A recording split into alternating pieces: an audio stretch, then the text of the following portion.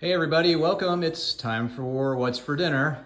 Hope you're all doing well. It's about 4 o'clock on Saturday.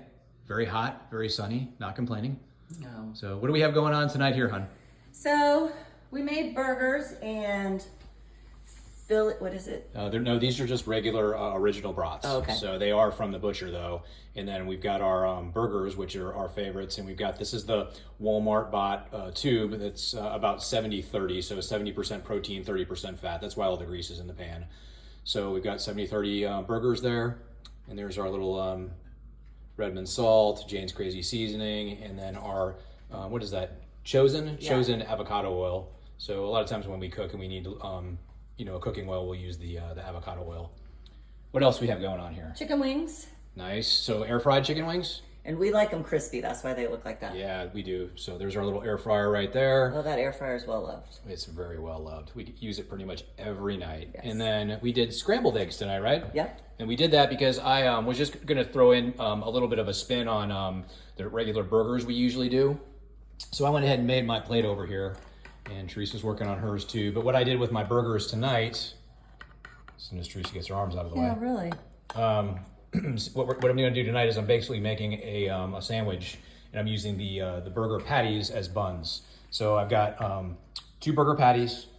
Both of them have baby Swiss cheese on them. And then I put a little bit of onion and tomato, some butter, and then I also put a little bit of sauerkraut and some guacamole on there. So I'll close that up and I'll eat that like a sandwich a little bit later on. So, and then again, we've got the bratwurst. Yep. All right. And then Teresa's working on her plate. So, question. Oh. All this wonderful stuff that we made, this almost pure carnivore meal, will any of this cause our blood sugar or insulin to spike? It will not. You'll get kicked out though because we have pickles. Well, I said almost carnivore. Almost, yeah. That's why I prefaced it with that. No, nothing on here will spike your blood sugar unless you get, which someone did tell us about sugar-free bush beans, which is, Yeah. we'll have to check that out. Right? Yeah. But if you added mac and cheese, the buns, French fries, all of that stuff would be a problem. So I saw a new patient last week, and when we were talking about food, he was very confused about like, well, why can't I eat potatoes? Because potatoes is pure starch. And if you're talking about a potato versus like a cupcake, it's probably about the same. Yeah. So As soon as that potato hits your mouth, amylase is starting to get released in your salivary glands, and that amylase starts breaking down the starch, the potato, Yep. into glucose, into sugar. Yep. And so that digestive, that transition into sugar starts right in your mouth as soon as it hits your mouth. yeah, so then all the fat, like the guac, the scrambled eggs, the grease that I put on mine, all of that will then go as storage, fat storage, because your body's going to have to take all the time it can to break down the glucose of the potato. Yes. Right on. So we wanted to take a few minutes tonight to address, so we've been getting some comments lately from folks, and we love the interaction, so thank you for all Yes. posting your comments and whatnot. And these particular ones are coming from YouTube, so we won't be able to answer all of them tonight, but we did want to talk about a few of them anyway, or at least kind of get to them. So, and let me back up a little bit before we started on that. You had something you wanted to talk about too? Well, one of the comments was about the rant I did about the hematologist telling my patient to go off the estrogen because it causes strokes. So transdermal or cream estrogen that I have women put right on their upper arms every day has never been shown to cause a clot. What has been shown to cause a clot is Premarin and pregnant horse pee. And a couple of you commented on Facebook also and said that was ridiculous. And I was like, yeah, I wonder how many hormone patients he's treated, which he hasn't because he's a hematologist, just like I've never done brain surgery. And so, but what he would say was, everyone knows estrogen causes blood clots. Well, that is an old myth that's been perpetuated, number one. And then we were talking to a woman in a store earlier today, about hormones. And anyway, she said, I just went to my cardiologist PA and she suggested I go on hormones. And the lady said, I want to do it naturally. And the cardiologist PA said, horse pee is pretty natural. I was like, well, if you're a horse, we aren't. So the Women's Health Initiative did show that hormones cause clots. Those clots were in pregnant horse pee. We don't use pregnant horse pee. And statistically speaking, not humanity, it's only 30 per 10,000. That's not a lot. The women in the Women's Health Initiative were older, 63, overweight, some of them obese, smokers, already had heart attack and stroke. So Go check out a podcast that I did a few weeks ago. It was released. It's called Simply Authentic. Number 62 is me. So I go over all of this. So we got a comment on YouTube that the doctor, what did she say? She's 72 and she got taken off of it. Yeah, she had a history of stroke. Yep, so took her off. They took her off, just said that you can't be on them. There is absolutely no risk factor of being on hormones and having a stroke. None. And just to back up, the the pregnant horse pee that they're putting in there, that's Prevera? Premarin, okay. I always get the two mixed up. Anyway, yeah, but you're specifically talking about that right. one. That one. We don't even use that. But even endocrinologists and GYNs who are supposed to know hormones think Premarin and estrogen are the same. They think Provera, which is what you're talking about, that's what caused breast cancer in the Women's Health Initiative. They think that's progesterone, that we make lots of, our boys turned 17 today. They're not here, they're out having a grand time. But when I was pregnant, you make progesterone. Provera is different from progesterone, but they think it's the same. So biologically, it's not the same thing. It's like you eating an apple and me saying, how's your apple? And you say, it's a banana. I would be like, that's ridiculous. It's not. Gotcha. So. All right.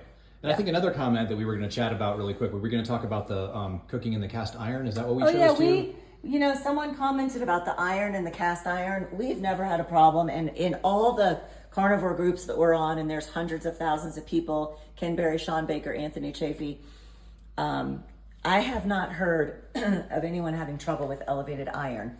And we get our labs checked all the time. So yeah, we check ferritin and iron levels, and we've never had an issue with Yeah. that. So theoretically, there are people on the line who are talking about this being a problem that, and so the individual who may just commented, and again, we're not picking on you by any means, no. just thank you for the comment. We're just talking about it. She had said, why don't you use stainless steel? Why do you use, cast iron? Well, we do like the flavor of the cast iron. It comes out, I just feel like whatever's cooked in it just tastes that much better. We like the way it cooks it. It cooks things fast. It keeps them warm.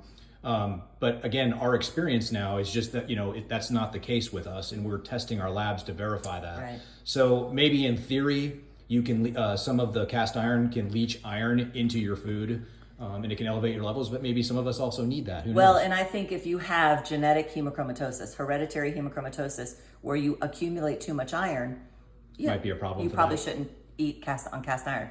But this is all I have, so. Yeah. And we don't have hemochromatosis. Something else that we need to make, kind of let everybody understand too, is okay, so Teresa does hormones. Yeah. And she talks about metabolic health. So we're in low carb, keto, carnivore hormones. We have, when a new patient comes in to see her, she literally sticks a fire hose in their mouth and opens it up and turns it on and stuff. And it's so much information. Yeah. So we have to pick and choose our battles. And so what if a person walks away, a patient walks away from a meeting with Teresa, and they can retain 20% of it, of the information and the education she gives them, that's a win for us. We're 100% all about that.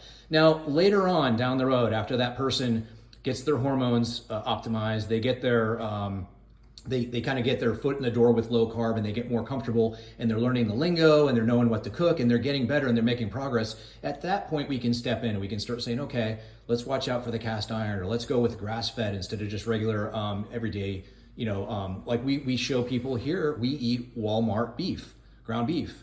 Maybe it's not the best in the world, no, but it's also not the most expensive in the world. So it's several dollars a pound cheaper than the grass-fed stuff. Yeah. So, and that's another pain point for people, is a lot of people are feeling the pinch of inflation right now. Right. We have a massive problem with inflation in this country right now. Things are not getting more expensive. Your dollars are becoming more and more worthless. Well, because they print money.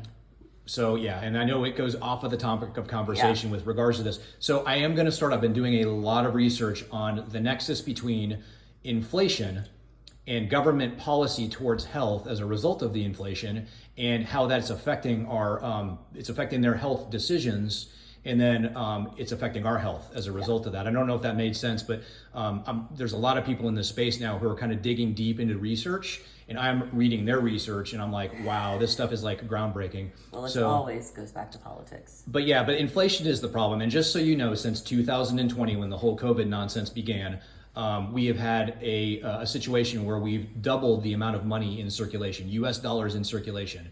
In other words, putting it in other words, that means that 50% of all of the US dollars that are floating around right now in the entire world have been created since 2020. Why do you think everything is getting so expensive? That's it. So anyway, I just kind of went off in a little bit of a tangent, but it does apply, and I'll make it make more sense later, I promise. Yeah.